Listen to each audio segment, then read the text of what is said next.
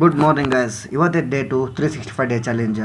So ಬೆಳಗ್ಗೆ ಎದ್ದು ಕೂಡಲೇ ಜಳಕ ಮಾಡ್ಕೊಂತ ಅನಿಸ್ತಾ. ಸೊ ಅದಕ್ಕೆ ನೀರು ಕಾಶಿ ಪದ್ದಸರಿ ಜಳಕ ಮಾಡಿ ಆರಾಮ್ಸರಿ ಬಿಸಿ ಬಿಸಿ ಬಿಸಿ ಕಾಫಿ ಮಾಡ್ಕೊಂಡು. ಸೊ ಕಾಫಿ ಕುಡಿದು ಕೂಡಲೇ ನಮ್ಮದು ಪ್ಲ್ಯಾನ್ ಇತ್ತೇನ ಇಸ್ಕಾನ್ ಟೆಂಪಲ್ ಹೋಗ್ಬೇಕಂತೇಳಿ. ಸೊ ಬೆಸ್ಟ್ ಟೈಮ್ ತೊಗೊಂಡು ಆರಾಮ್ಸರಿ ಬೆಳಗ್ಗೆ ಎದ್ದು ಕೂಡಲೇ ಜಳಕ ಮಾಡಿ ಇಸ್ಕಾನ್ ಟೆಂಪಲ್ಗೆ ಪ್ರದರ್ಶನ ಕೊಟ್ಟಿವಿ. ಸೊ ಒಳಗೆ ಎಂಟ್ರ್ ಆಗ್ಬೇಕಂದ್ರೂ ದೊಡ್ಡ ಕರ್ತಿ ಇಲ್ಲಿ, ಯಾಕಂದ್ರೆ ಲಿಟ್ರಲಿ ಇಷ್ಟು ಮಂದಿ ಬಂದಿರ್ತಾರಲ್ಲ, ಅದು ಮತ್ತು ಸಂಡೇ.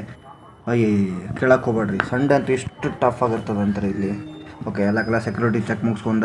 ಸೊ ನಂಗೆ ಗೊತ್ತಿತ್ತು ನಾ ಇಲ್ಲಿ ಚಪ್ಪಲ್ ಕೆಳಕ್ಕೆ ನಿಂತಂದ್ರೆ ನಾನು ಭಾಳ ಟೈಮ್ ಹೋಗ್ತೇನೆ ಅಂತೇಳಿ. ಸೊ ನಾ ಏನು ಮಾಡಿ ಬಂದೀನಿ, ಚಪ್ಪಲ್ನ ಅಲ್ಲೇ ಹೊರಗೆ ಕಳೆದು ಬಂದುಬಿಟ್ಟಿನಿ. ನಂಗೆ ಗೊತ್ತಿತ್ತಿಲ್ಲ ಪಕ್ಕ ಚಪ್ಪಲ್ ಕೂಡ ರೊಕ್ಕ ಕೊಡ್ಬೇಕು, ಎಲ್ಲಕ್ಕೂ ರೊಕ್ಕ ಕೊಡ್ಬೇಕು. ಸೊ ಅದಕ್ಕೆ ನಾನು ಮತ್ತೆ ಸರಿ ಹೋಗಿ ಚಪ್ಪಲ್ ಹೊರಗಿಟ್ಟು ಆಮೇಲೆ ಒಳಗೆ ಬಂದುಬಿಟ್ಟಿದ್ದೆ. ನಾನು ಆರಾಮ್ ಸರಿ ದರ್ಶನ ಮಾಡ್ಕೊಂತೀನಿ. ಸೊ ನೋಡೋದ್ರಲ್ಲ ಎಷ್ಟು ಕ್ಯೂಟ್ ಆಗೈತೆ ಅಂತ ಹೇಳಿದೆ ಸೀನ್ರಿ. ಹಬ್ಬ ಒಳಗಡೆ ವೀಡಿಯೋ ಮಾಡೋಕೆ ಬಿಡೋರಾಗಿದ್ರೆ ಮತ್ತು ಅಂದರೂ ಒಂದು ಸೀನ್ ಬರಲಿ ಅಂತೇಳಿ ಹಂಗೆ ಒಂದು ವೀಡಿಯೋ ಚೆನ್ನಾಗಿ ತಗೊಂಡ್ಬಿಟ್ಟೆ.